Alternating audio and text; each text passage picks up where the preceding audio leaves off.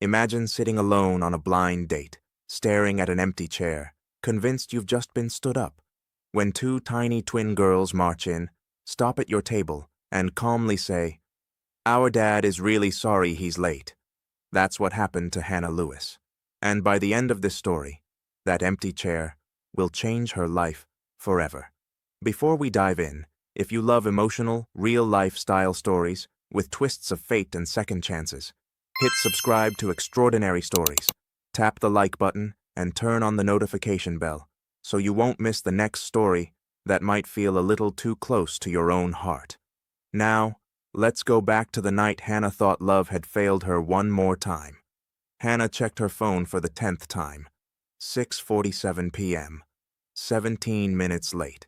She sat at a small corner table in Riverside Café, fingers locked around a mug of peppermint tea that had already gone lukewarm. Yellow lamps glowed against brick walls. Jazz hummed softly from hidden speakers, and everyone else seemed to be part of a couple leaning close over shared desserts. Everyone except her. She stared at the empty chair across from her, its cushion perfectly untouched. 5 more minutes, she whispered to herself. You get 5 more minutes, Logan. Her best friend and co-worker Sarah had practically ambushed her 3 days earlier in the hospital break room. His name is Logan Price, Sarah had said, holding up her phone like a trophy. 35, structural engineer, widower, actually emotionally mature. He's kind, he listens, and he said yes to a blind date. You just have to show up, Hannah. Hannah had rolled her eyes, but a part of her wanted to believe.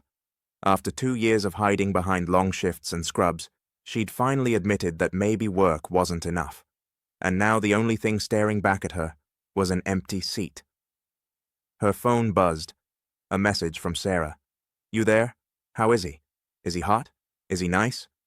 Hannah typed back. He's invisible. That's all I've got so far. She sighed and lifted her gaze to the door again, forcing herself not to look too hopeful. The bell above the entrance chimed. Her heart jumped, then dropped. It wasn't a man in his 30s. It wasn't anyone in a blue shirt or with nervous eyes scanning the room. It was 2 little girls. They were maybe 6 years old, identical, each with long dark hair in slightly crooked pigtails and big hazel eyes that swept the cafe like tiny searchlights. They wore matching yellow raincoats and small backpacks, their small hands linked tightly together. They looked like they were on a mission. Both girls' eyes locked on her. They stopped. Then, with the kind of confidence most adults never master, they marched straight toward her table. Hannah glanced behind her, expecting to find someone else they might be heading for. Nothing. Just her, and the empty chair, and 2 determined 6-year-olds. The slightly taller one stopped right in front of her and tilted her head. Are you Miss Hannah? She asked. Hannah blinked. Yes, I am. And you are? I'm Mia, the girl announced, then pointed at her sister.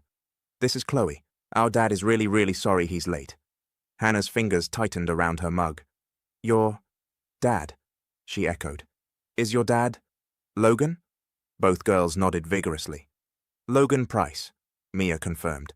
He was supposed to be here already, but there's a big emergency at work. The kind where he says words we're not supposed to repeat. Chloe nodded slowly. He said he was going to be cutting it close, and then the man on the phone used the word catastrophic, and Daddy got that face. What face? Hannah asked, despite the utter unreality of this entire moment. They exchanged a look. Then they both pulled identical serious frowns, eyebrows pinched, lips pressed tight. It was disturbingly adorable. Okay, Hannah said. That's definitely a face. Chloe leaned forward, dropping her voice. He doesn't know we're here. Hannah stared at them. I'm sorry. What? Mia sighed, like she was 50 instead of 6, and pulled out the empty chair opposite Hannah. She climbed up, tugging Chloe into the seat beside her.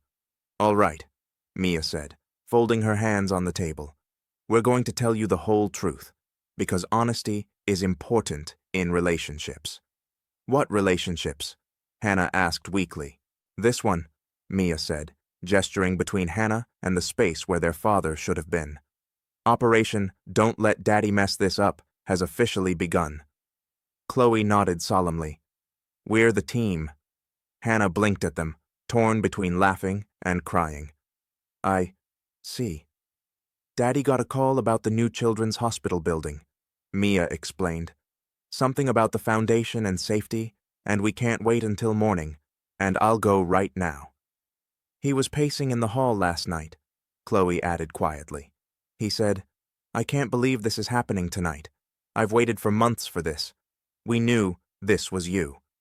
Because he wrote your name on the calendar, Mia said. He circled it 3 times, and he drew a smiley face, which is basically screaming. Hannah swallowed.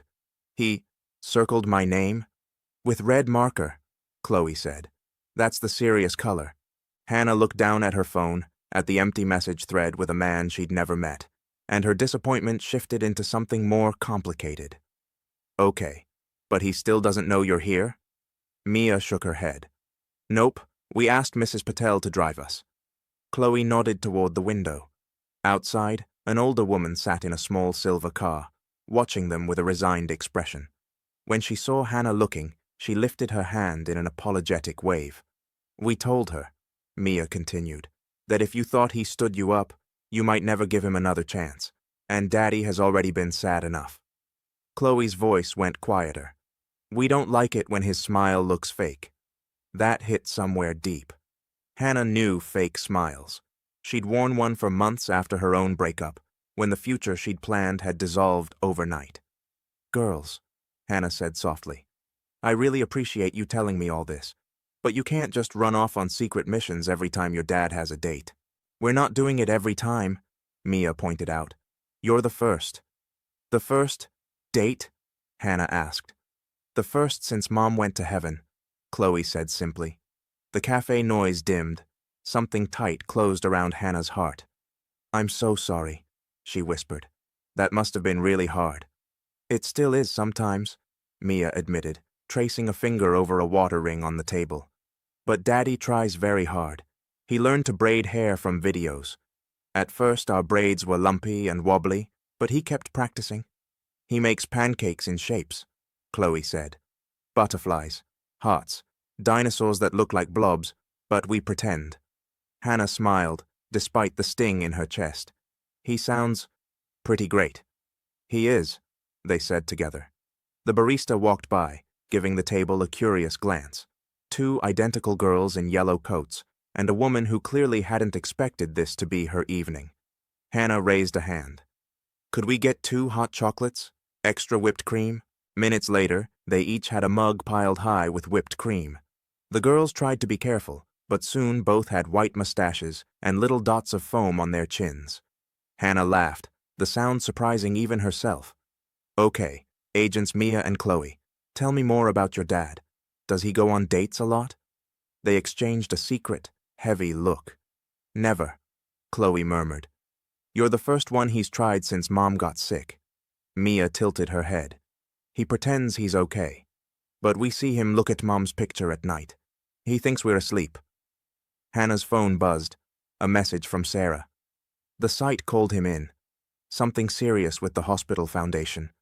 Please don't hate him. He was so nervous, Hannah. He really wanted this. Hannah looked up at the girls. Your dad really doesn't know you're here, does he? She asked. Not yet, Mia said. But he will, eventually, when he stops being shocked.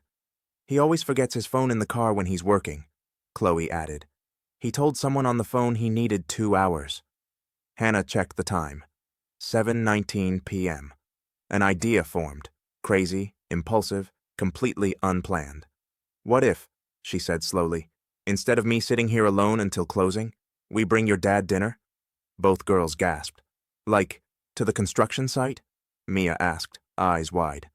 Sure, Hannah said. If he's been working on the children's hospital all evening, he's probably starving. What does he like? Chinese food, they shouted together. Mia bounced in her seat. From Golden Walk on Park Street. He loves their orange chicken, and crunchy spring rolls, and fried rice. Lots of fried rice. Hannah pulled out her phone, smiling for the first time that night, like something was loosening inside her chest. Golden Walk it is, she said. You 2 handle the operation name. I'll handle the food. Mia straightened up, eyes gleaming. Welcome to Operation Save the Date. 20 minutes later, Hannah sat in the back of Mrs. Patel's tiny car, squeezed between Mia and Chloe, the smell of fried rice and orange chicken filling the air. "I can't believe I'm doing this," she muttered. "Don't worry," Mia said cheerfully. "We do brave things all the time. Also some not brave things," Chloe admitted, "like crying when the Wi-Fi goes out." Mrs. Patel spoke up from the front seat. "For the record, I told them this was a wild idea. But when two little girls show up at your door with backpacks and a plan to save their father's love life, it's hard to say no." Hannah laughed, nerves sparking in her stomach. "He's going to be so confused." "Confused is better than sad," Mia said simply. The construction site rose ahead of them, fenced off and glowing under harsh white floodlights. Steel beams cut into the night sky, outlines of what would soon become the new Riverside Children's Hospital. They parked near a big temporary trailer, its windows glowing warm. Voices and the rustle of papers leaked through the thin walls. Mia hopped out, clutching a bag of takeout like it was a sacred offering. Chloe grabbed Hannah's hand. "Don't be scared," she whispered. "He's worth it." Hannah managed a smile. "You sound very sure." "We are," Mia said firmly. "We live with him." She stepped up to the trailer door and knocked 3 sharp times. "Ready?" Hannah murmured. "Ready," the twins said together. The door opened. A man filled the doorway, lit from behind by fluorescent light and surrounded by blueprints pinned to the walls. His dark hair was slightly messy, his blue shirt rolled up at the sleeves and smudged with dust. He looked exhausted, focused, and very, very startled. First, his eyes landed on the twins. "Mia? Chloe?" His voice jumped. How did you?" Then he saw Hannah. He froze. "You're Hannah," he said quietly, as if the fact surprised him. Hannah swallowed. "Hi, I brought backup." "Surprise!" Mia shouted, flinging her arms wide. "We brought dinner too." Chloe lifted her bag. "And we didn't want Miss Hannah to think you forgot about her."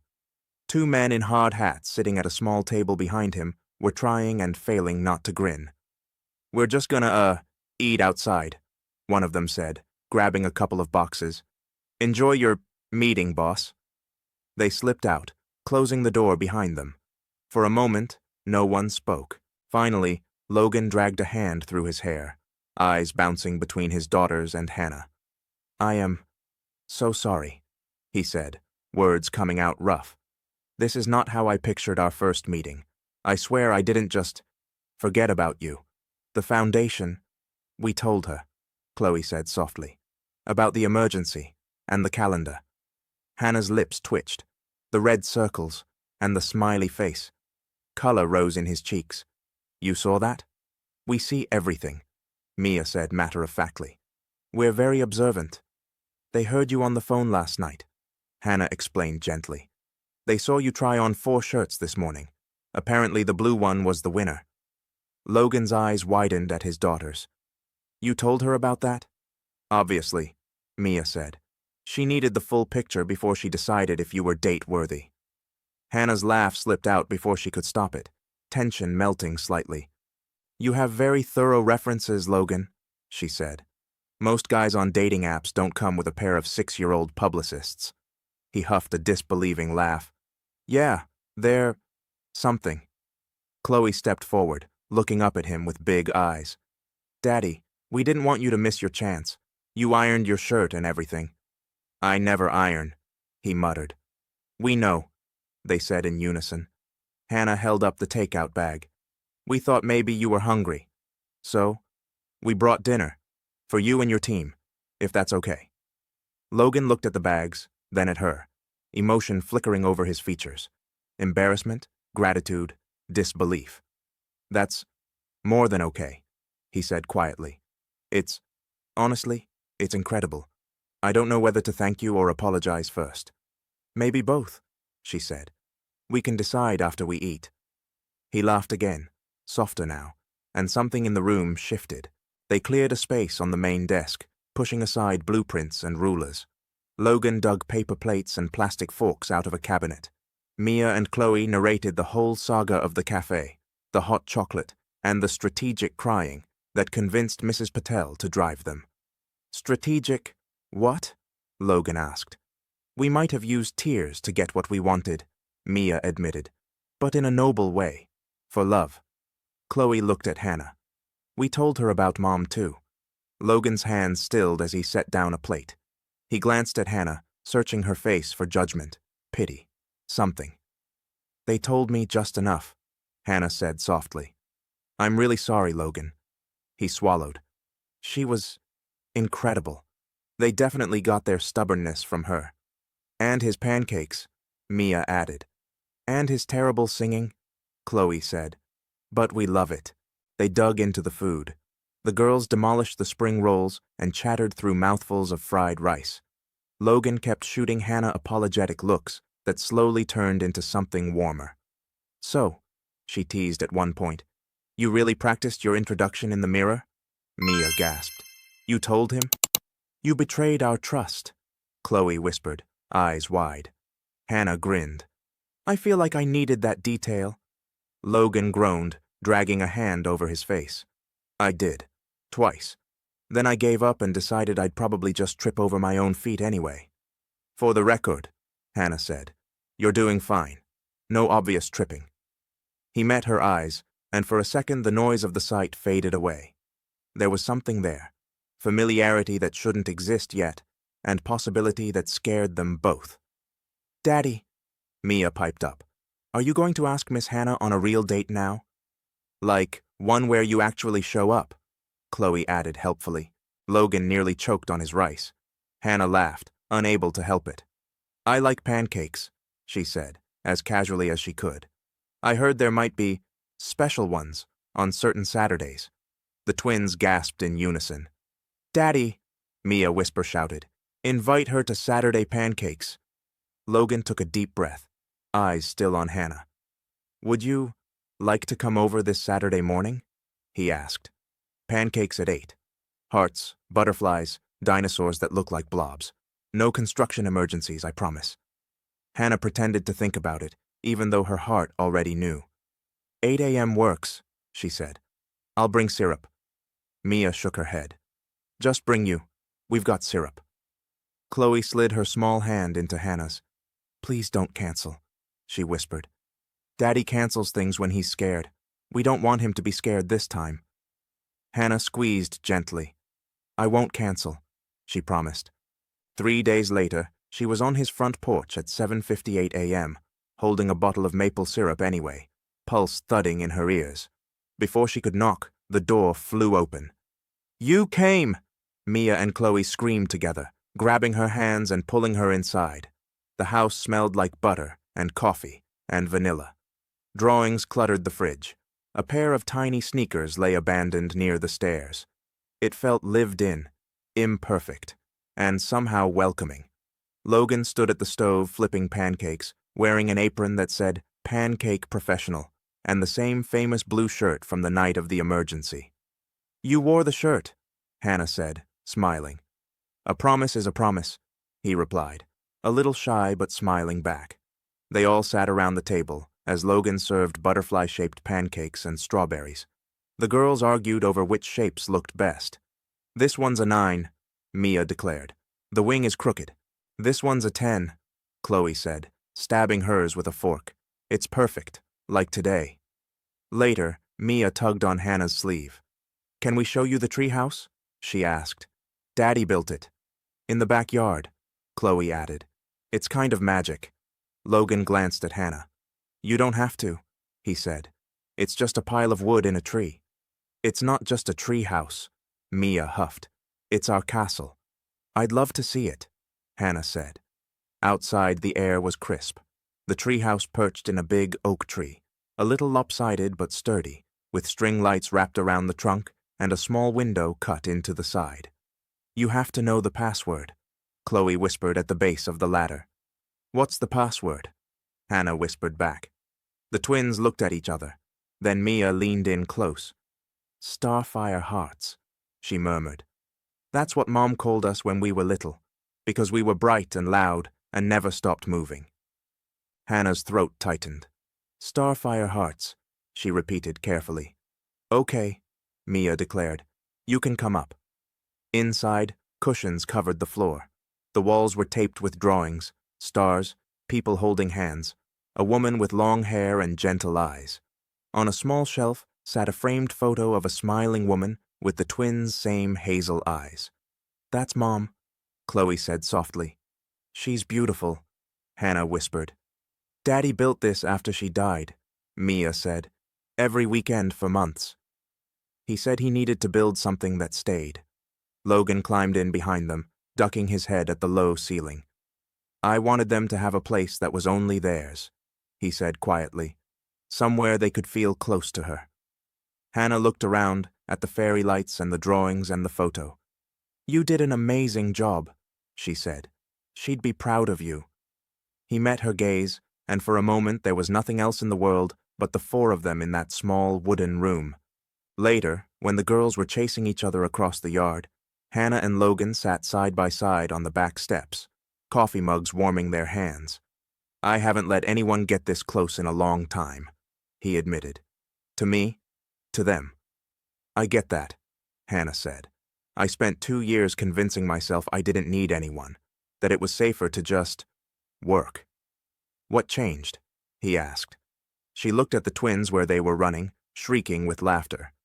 2 tiny girls in yellow coats walked into a cafe and refused to let me give up, she said, and their dad turned out to be worth the chaos. He smiled, then grew serious again. I come with baggage, he said. Grief, memories, a house where one chair will always be symbolic, and 2 6-year-olds who are part of every decision. I see them, Hannah replied. They're not baggage, they're the best part. He turned to her, eyes searching. You're not scared off? I'd be more scared if you didn't love them like that, she said. The way you show up for them every day, that's probably the most attractive thing I've ever seen. His eyes glistened. I didn't think I'd feel like this again, he confessed. Part of me is terrified. Me too, she murmured.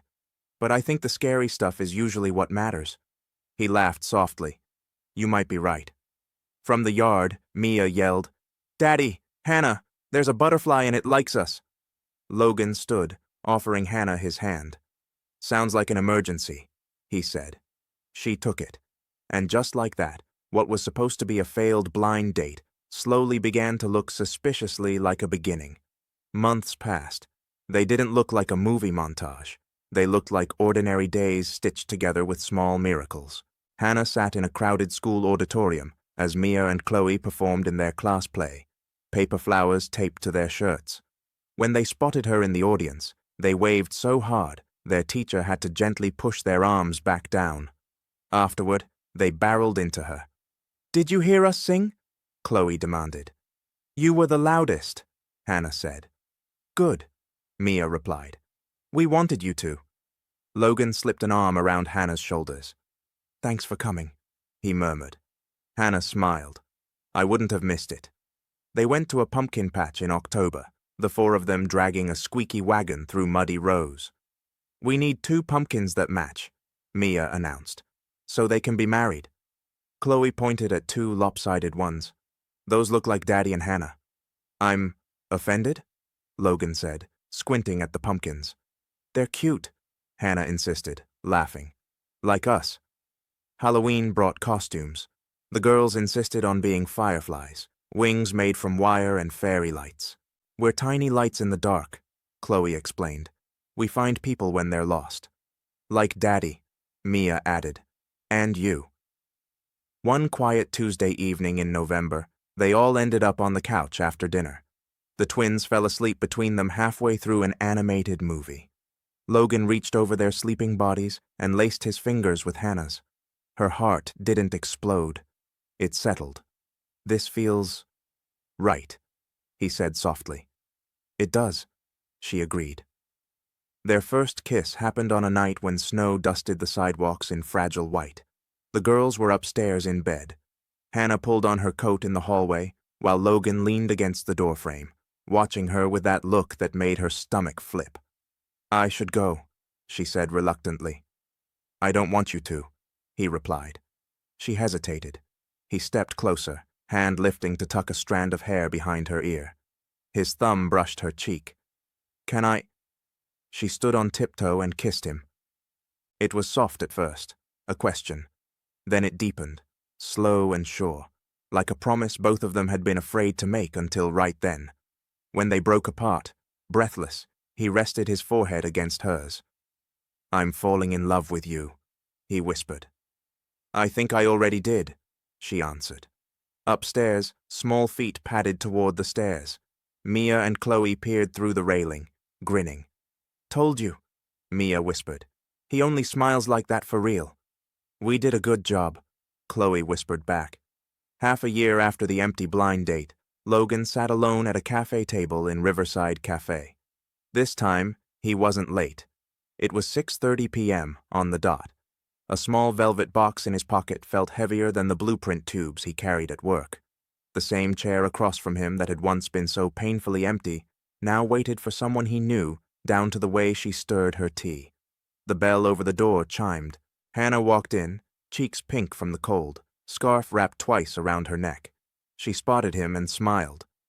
"I thought we were trying the new Italian place?" she asked, sliding into the chair.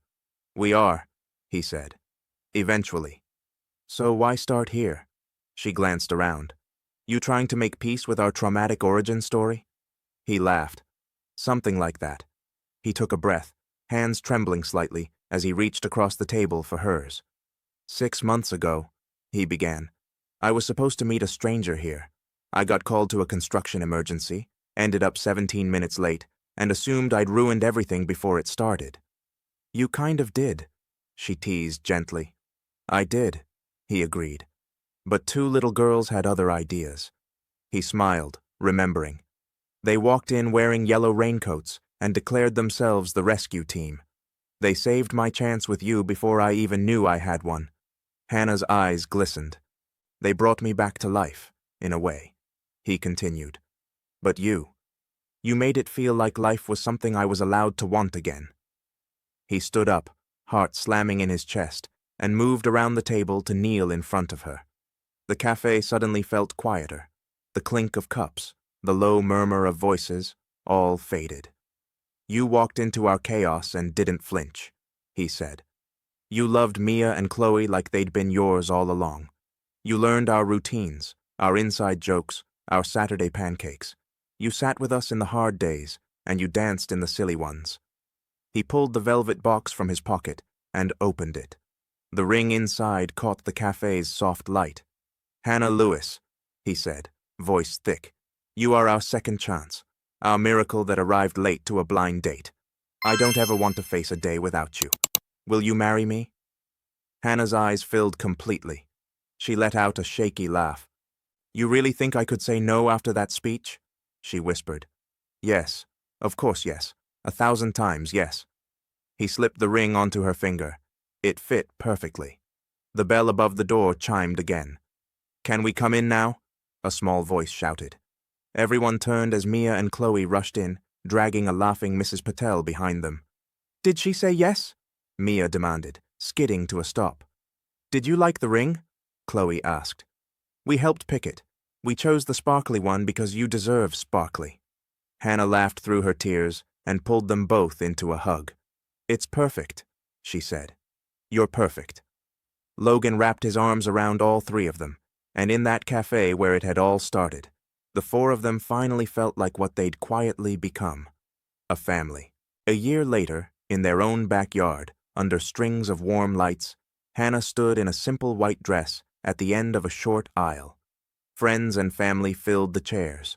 One empty chair in the front held a framed photo of Mia and Chloe's mom, a single white rose resting against the frame. Mia and Chloe walked down the aisle in dresses sprinkled with tiny embroidered stars, their hair braided and threaded with ribbons. They carried a sign between them that read, "We rescued the date. Now we're here for the I do." People laughed, some wiped tears. When it was time for Hannah's vows, she took a breath, eyes shining. "I walked into a cafe expecting to meet a stranger," she said. "Instead, 2 little girls in yellow coats walked up to my table and told me, 'Our dad is really sorry he's late.'" Soft laughter rippled through the guests. "I thought I'd been stood up," she continued. "I didn't know I was actually being set up by two tiny matchmakers who refused to let their father miss a chance at happiness." She looked at Mia and Chloe. "Thank you," she whispered, "for choosing me, for trusting me with your hearts, for walking into that cafe." She turned to Logan. "And thank you for being brave enough to love again," she said, "even when it was scary." When Logan spoke his vows, his voice shook. "You gave me permission to move forward without letting go of the past," he said. "You never asked me to erase her. You just made room for yourself next to the memories. You turned our house full of echoes into a home full of noise and laughter." His eyes glistened as he looked at the twins. "You three are my whole world, and I promise to show up, on time, every time.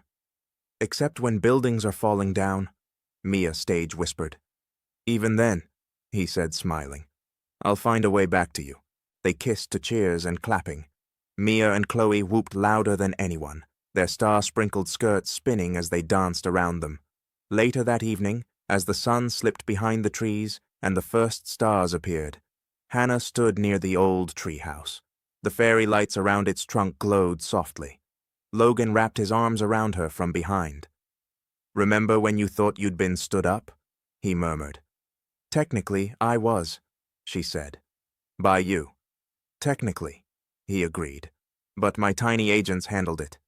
She leaned back into him, watching Mia and Chloe chase fireflies across the yard, their laughter rising into the night. "Sometimes love really does arrive late," she whispered. "But maybe it's exactly on time for who we've become." For a moment, imagine yourself in Hannah's place. Would you have left the cafe that night, or followed two determined 6-year-olds to a construction site with a bag of takeout and a tiny bit of hope? Do you believe in second chances that arrive late, but exactly when you need them? If this story touched your heart, let me know in the comments. What would you have done on that blind date? Do you think those girls were brave, crazy, or a bit of both?